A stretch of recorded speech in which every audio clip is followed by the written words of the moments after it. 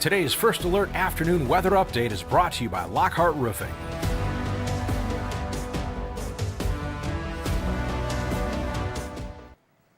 Good afternoon and happy Friday. First Alert meteorologist Diane Phillips joining you here from the First Alert desk. Hopefully you've had a good Friday so far, because we have had still some tricky weather at times, especially for those who have been driving.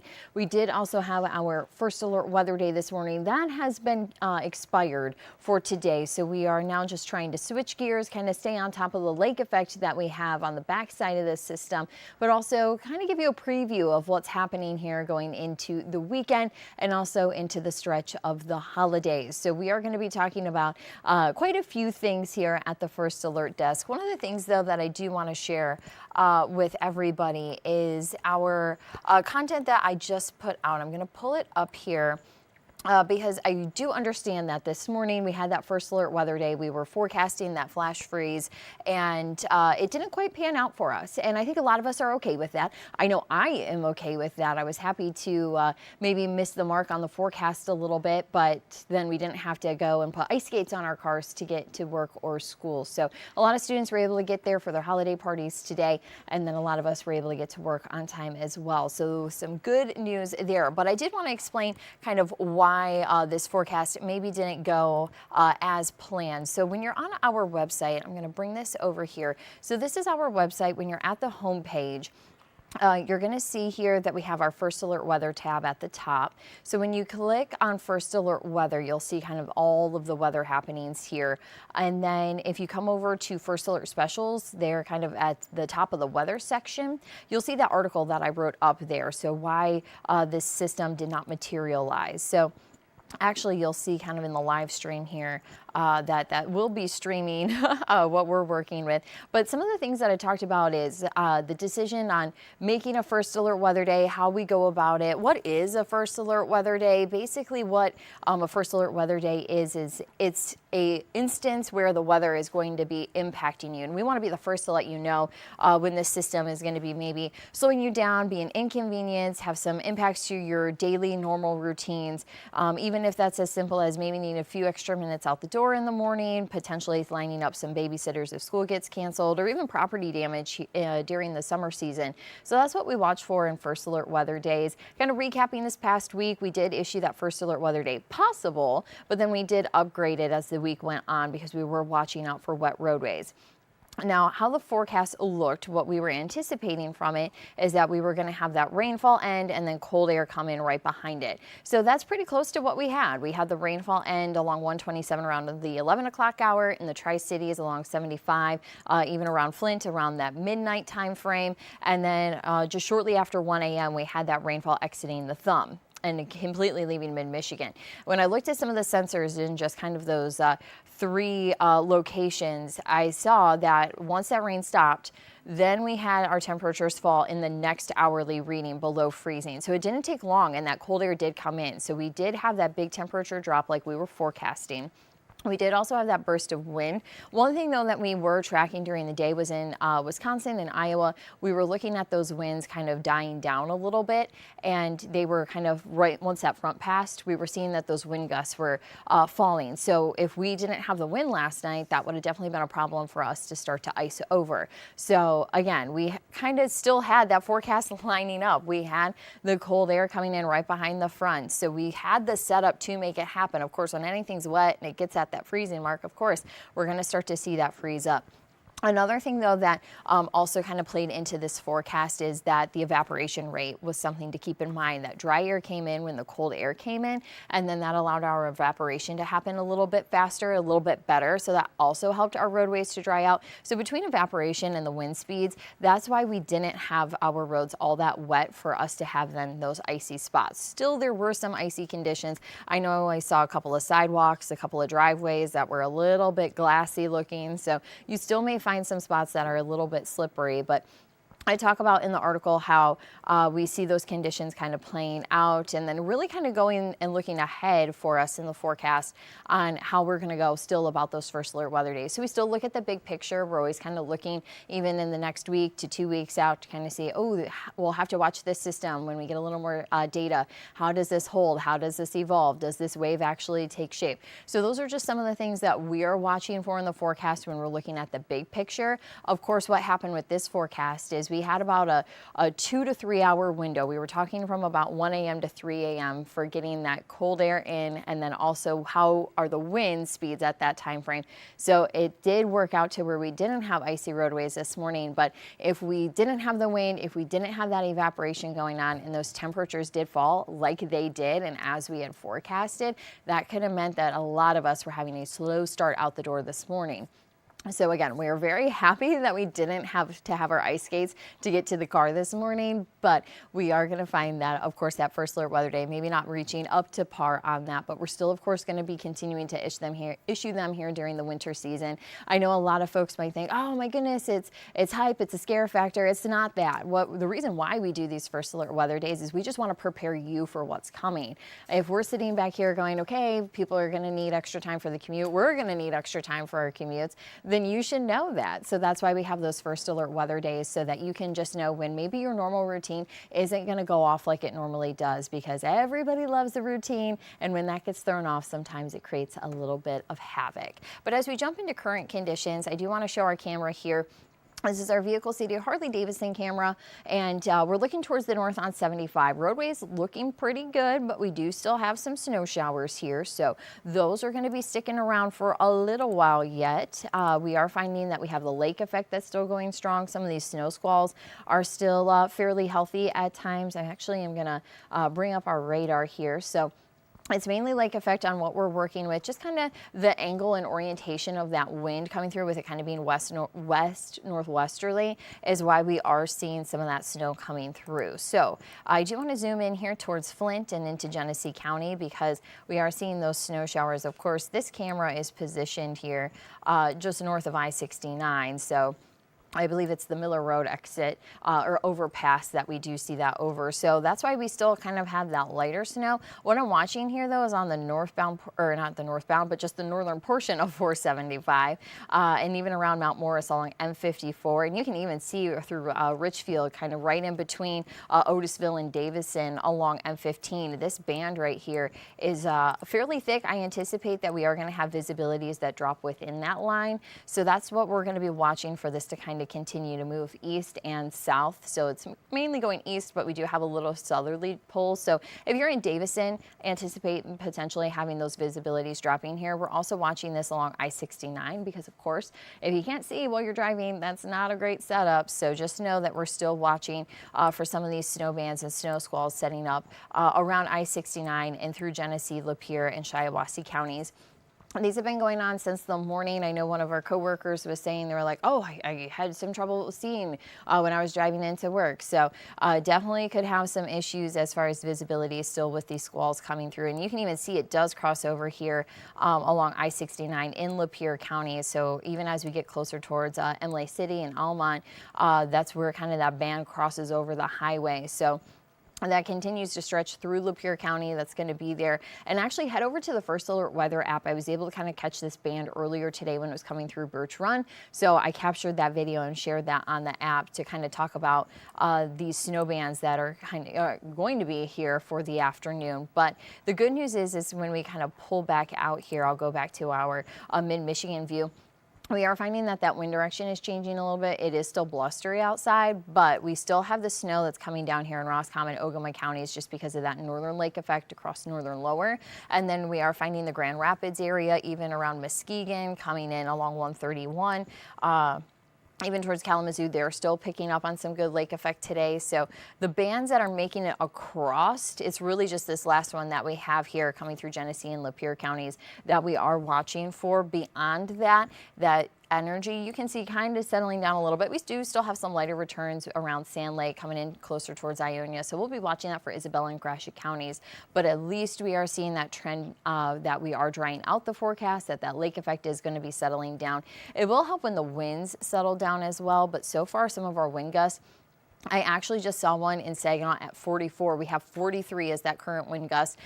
In Flint, 38 mile per hour wind gusts in Port Hope, 36 for Oscoda, 32 in Alma, and 29 in Lapeer. So the wind is still very strong. It is causing those wind chills to be a factor for us. Some of our feels like temperatures are still sitting into the single digits for us today. So make sure you're bundled up. I know I brought the sweaters out to make sure I'm staying warm today. So make sure that you are, if you're going to maybe some holiday events, going to go check out some Christmas lights, that you are dressed appropriately for walking around, because that cold air, it definitely has a little bit of a bite to it. Back to the wind, though, we do still have those wind advisories. If you've been able to catch us over the air, you've been seeing that crawl kind of running through. Actually, we have Gratiot, Isabella, and Clare counties. You have been removed from the wind advisory, but still going till 7 o'clock. We have that wind advisory for Gladwin, Aranac, Roscommon, Ogama, and Iosco counties. So that's going to be for those winds that still can peak up around 40, 45 miles per hour at times. So it's still going to be windy this afternoon, but it is at least going to settle down as we go into the evening. When we look at some of our future trends for the winds, we are going to see here that it does try to die down closer towards sunset. So sunset is right around 5 o'clock. So that's when we kind of see those numbers pull back. Again, that advisory does go till 7. So kind of during the dinner time frame, those fans finally get turned a few notches lower. So then those winds will start to slow down. But we will see even during the night that they become a little lighter. Also notice the wind shift with those arrows coming out of the northwest. They soon become westerly, and eventually we kind of pick up on that more southerly wind. So that's actually going to help us to have a little bit of a jump in our numbers going into tomorrow. But yeah, we have a cold front and some snow to first alert you to. So just as one system comes, we have another one that's going to be passing on through here for us. So just some of the conditions that we are going to be watching for. This is also the view here in downtown Flint, so it doesn't look like it's maybe too bothersome for folks that are here maybe grabbing a later lunch, but we are going to continue to kind of keep an eye on our cameras for some of these snow showers to be coming through, and to see how visibilities look in some of these. Another camera that I want to share with you is our Birch Run camera. So as I had mentioned, we are going to be looking at the wind. Also, another thing to keep in mind, kind of pulling this camera up here, is you can see the blowing snow. So we have that snow that's kind of blowing off of the buildings and kind of even blowing off the side of the road. So just be mindful that that can create some icy conditions on 75.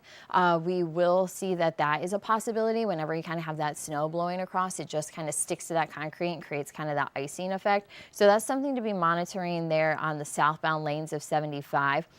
But also visibilities are something to be concerned with. It will help when the winds settle down, but you can see here that we do still have that blowing snow, some visibilities to be dropping, even though we don't have those snow bands there. So that's kind of a look at what we're experiencing outside. We will take another check of our radar. We also have to talk about the snow going into our Saturday, and we will also be talking kind of a preview of next week's forecast, how it looks for a white Christmas and some holiday travel. So don't go anywhere. We're going to be right back in 60 seconds.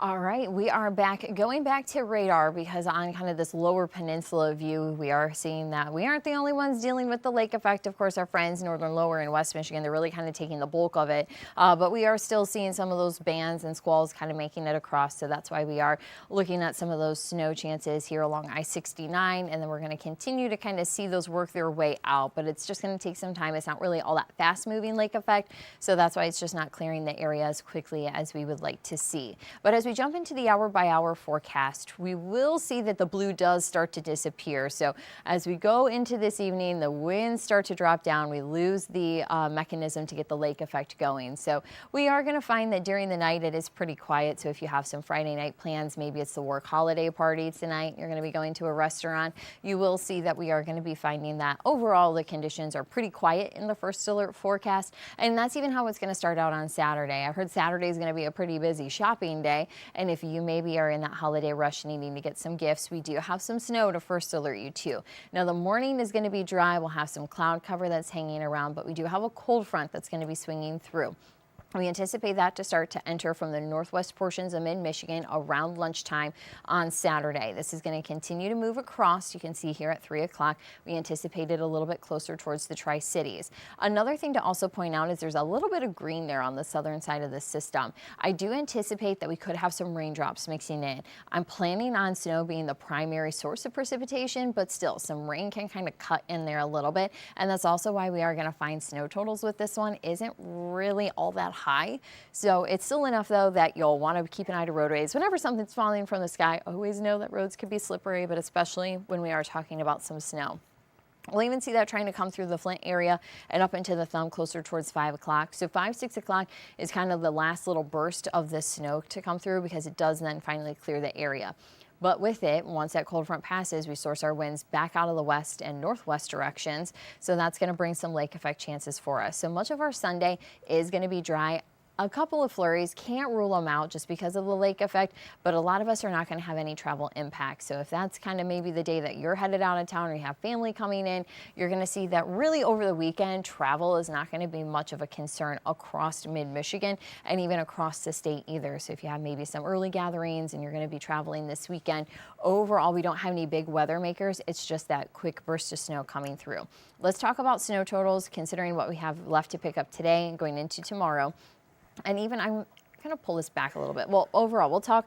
It's not a lot of snow you can see stacking up here this weekend. About a ½ inch or less is expected. Some of us are only going to have trace amounts or even some flurries that come through. But I am going to go and kind of pull this back into Saturday. So this is kind of what we still have left to pick up today and Saturday. And even with that cold front coming through with the snow and again some rain, the rain can cut down on some of these snow totals. You can see it's just not a lot that comes through. And even the lake effect that we do pick up doesn't really stretch across to make it into mid-Michigan. So overall snow chances here for the weekend, not all that great. The other thing to keep in mind is that a ½ inch of snow does not meet the definition for a white Christmas. So we're kind of struggling with that here, and that's going to be a problem going through our forecast here for the next couple of days. Before we kind of hop into that white Christmas chance, I do want to talk about feels like temperatures because I know we do have those holiday parties. We do have high school basketball. Our crews are going to be going to Fast Break Friday games, so make sure that you tune in tonight at 11 o'clock on our linear and over-the-air channels to make sure that you can see all the highlights that they have gathered from the big games here in mid-Michigan. But feels like temperatures, as I had mentioned, those are into the single digits right now. And we're going to continue to keep those there even through the evening. So if you are going to a game or maybe just out to dinner, maybe doing some holiday shopping tonight, you are going to see that we still have those lows into the single digits. And even during the night, we still see them on the cooler side. We don't fall below 0, but going into Saturday morning, you can see we're trying to rebound a little bit. And then even into the afternoon, plan on it feeling like the mid to upper 20s outside, even though air temperatures are going to be a touch warmer than that. We are at least happy that we do kind of bounce out of this cold spell that's come through behind this cold front. Let's look at that 7-day forecast because this also kind of paints the picture, or well, not really a great picture for our white Christmas chances. But again, that first alert weather day, that's done for today. And even those icy roadways, just kind of keep in mind for some blowing snow, some low visibilities. You still can run into some slick spots, but overall roads have been in pretty good shape. Actually, I will bring up our traffic map just to kind of highlight that here. This is going to be all across mid-Michigan.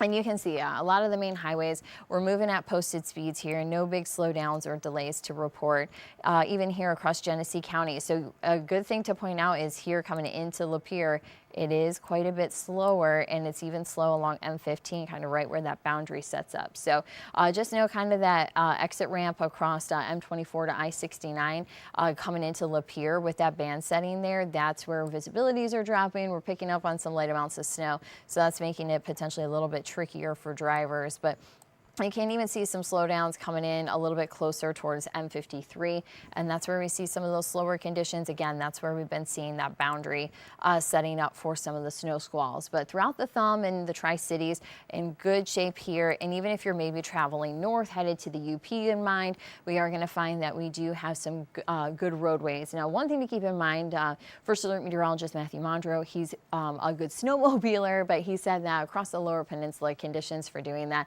not looking very likely and not very good for snowmobiling. So definitely this last system has not been a big help for getting those winter activities done. And even when we see the forecast coming in, we're still going to see that it's not all that great of a winter-like forecast. I know a lot of you have said we've gone through all of this snow and we're not going to have a white Christmas.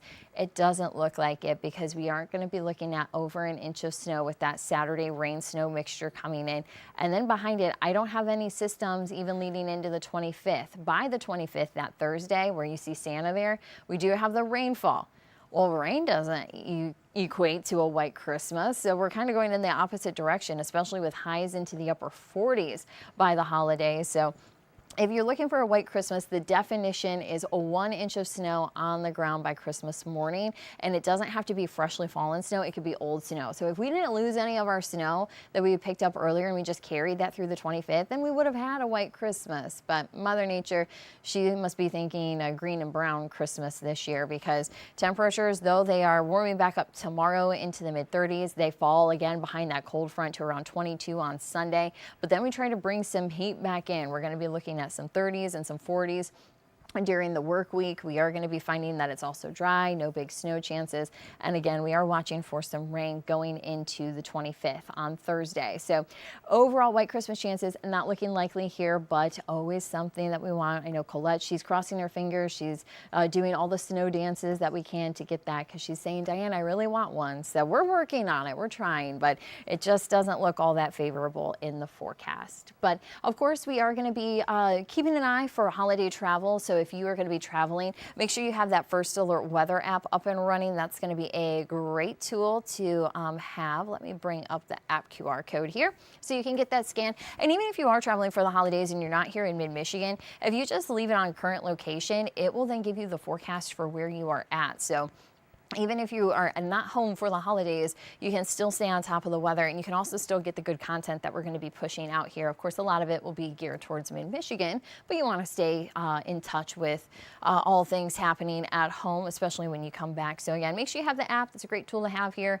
And also with devices, I know maybe Santa might be bringing some new devices. Make sure you get that app on those new toys as well. So it's free to download on the Google Play Store or the Apple App Store. Also, just a programming note, still we will have our 9 o'clock stream. First Alert Chief Meteorologist Chris Eastlick is going to be here kind of updating us on how the weekend looks, and even how kind of that next week going into the holiday is looking in case we have any changes. But also on Monday the 22nd, we are not going to be meeting here at 2 o'clock. We do need to do a little bit of maintenance here on the desk and kind of do some upgrades to kind of make that user platform just a touch better. So always improving and growing, but sometimes that means we can't hang out. So make sure you tune in though. We are going to have that update. I believe that update is going to still be at 10:30. So make sure you get the push alerts on the TV5 News app and the First Alert Weather app so that you don't miss out on hanging out with us again next week. So I do appreciate you, though, giving us a few minutes of your Friday to talk about the forecast and see what the holidays have in store regarding the weather. And of course, I hope that you have a safe and wonderful weekend. Thank you for joining us. Today's stream has been brought to you by Lockhart Roofing.